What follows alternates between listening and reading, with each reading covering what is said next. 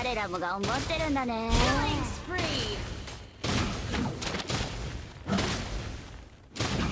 あの化石みたいな学者たちが泡を吹くところ。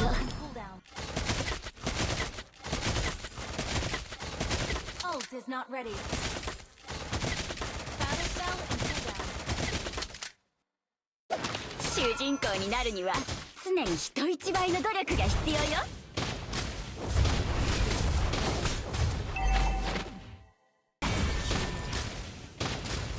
あんたのバカなところ。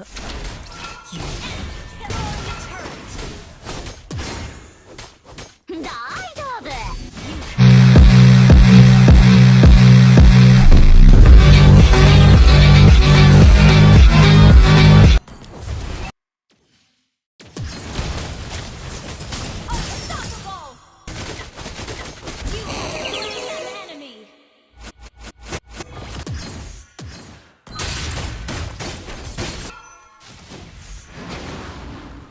彼らも頑張ってる。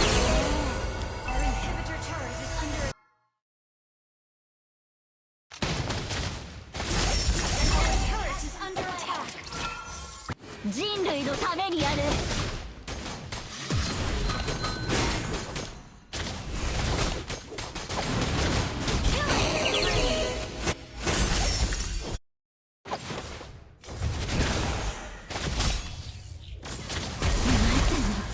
ティアトリクス一色ね。